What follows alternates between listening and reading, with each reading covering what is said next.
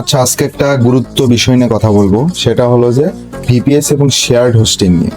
এখন প্রথমতই যখন আমি কোনো ক্লায়েন্টের সাথে কথা বলি, ক্লায়েন্ট আমাকে প্রথমেই জিজ্ঞেস করে, আচ্ছা অল্প টাকায় সাইট বানানো যায় না, 5-6 হাজার টাকায় সাইট বানানো যায় না? এখন বলি যে আচ্ছা ভাই, ঠিক আছে, আপনার 5-6 হাজার টাকায় সাইট বানান, কিন্তু হোস্টিং এর যে বিষয়টা, এটা আপনি কি করবেন? তো বলে যে আচ্ছা, হোস্টিং এর থেকে একটা হোস্টিং কিনে নিচ্ছে। এখন হোস্টিং বলতে তারা কি বোঝে? শেয়ার্ড হোস্টিং বোঝে। দেখা যায় ওই যে $3-4 দিয়ে যে পাওয়া যায়, ঠিক আছে, ওই সকল হোস্টিং। এখন সে নেবে হচ্ছে কাস্টম সফটওয়্যার, কিন্তু সে চাচ্ছে হচ্ছে শেয়ার্ড হোস্টিং এ। এখন কাস্টম সফটওয়্যার শেয়ার্ড হোস্টিং এ কিভাবে দিব? কারণ কাস্টম সফটওয়্যার বানাতে আমাকে ব্যবহার করতে হবে নোড.জেএস, ব্যবহার করতে হবে নেক্সট.জেএস, ব্যবহার করতে হবে, এখানে এপিআই এর কানেকশন থাকবে, এখানে রান টাইম থাকবে, এখানে আমার একটা প্রোগ্রামকে রান করাইতে হবে, ঠিক আছে। এখন সেটা তো শেয়ার্ড হোস্টিং এ পসিবল না, তাই না? আর অল্প টাকায় তো ভাই কাস্টম সফটওয়্যার তো দেওয়া যায় না। এখন এই জিনিসটা মানুষের মাথার ভিতর যে কেন ঢোকে না বুঝি না। তারা বেশিরভাগ বিভিন্ন জায়গায় অ্যাড দেখে, 500 টাকায় ওয়েবসাইট, 1000 টাকায় ওয়েবসাইট। এগুলো আসলে ভাই ওয়ার্ডপ্রেসের ওয়েবসাইট, এবং এগুলো কিছুই না, জাস্ট একটা টেমপ্লেট বানানো থাকে, থিম বানানো থাকে, সেটা একটা টেমপ্লেট, একটা থিম নিয়ে 1000 জনকে 500 টাকায় বিক্রি করে, ঠিক আছে। আর এগুলো কোন ওয়েবসাইটের মধ্যে পড়ে না, কাস্টম ওয়েবসাইট সফটওয়্যার এগুলো হয় না, পসিবল না।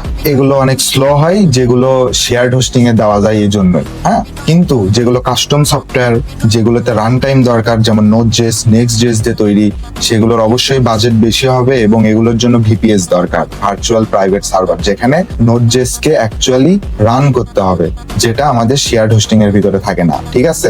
এখন আমরা যদি শেয়ার্ড হোস্টিং এর কিছু সীমাবদ্ধতা দেখি, পিএইচপি সাপোর্ট করবে, আর পিএইচপি সাপোর্ট করবে মানে ওয়ার্ডপ্রেসও সাপোর্ট করবে, কারণ ওয়ার্ডপ্রেস পিএইচপি তে রান করে।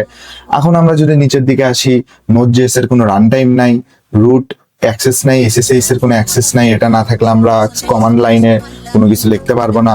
দ্বিতীয়ত, এখানে কাস্টম প্রসেসর, অর্থাৎ যে আমরা PM2 ইউজ করি নোড.জেএস এর জন্য একটা সার্ভারকে রান করার জন্য, সেটা নাই।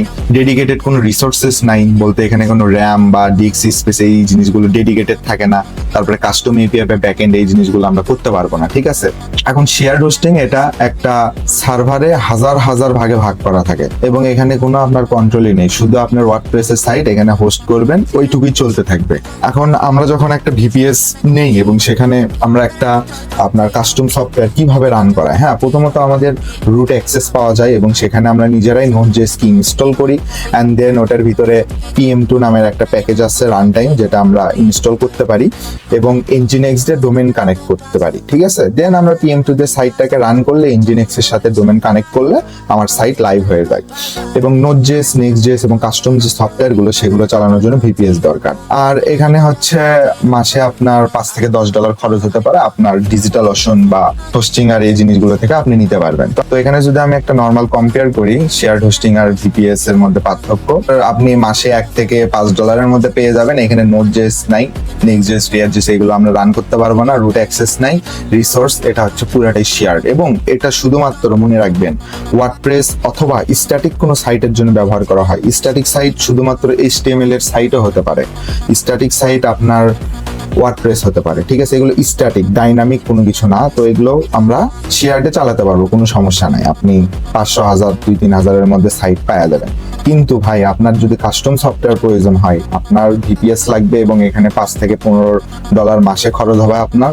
এখানে নোড.জেএস আছে, এবং রিমোটের যা যা কন্ট্রোল আছে সবকিছু আছে, এবং এখানে আপনি এভরিথিং করতে পারবেন, ঠিক আছে। আপনি যদি ভাই নেক্সট.জেএস, নোড.জেএস এবং এপিআই ডাটাবেস এগুলো যদি চান, ভালো কাস্টম সফটওয়্যার চান, ভিপিএস ছাড়া কোনো রাস্তা নেই। এবং সোজা কথা ভাই, কাস্টম সফটওয়্যার কম বাজেটে কখনো সম্ভব না। ধন্যবাদ।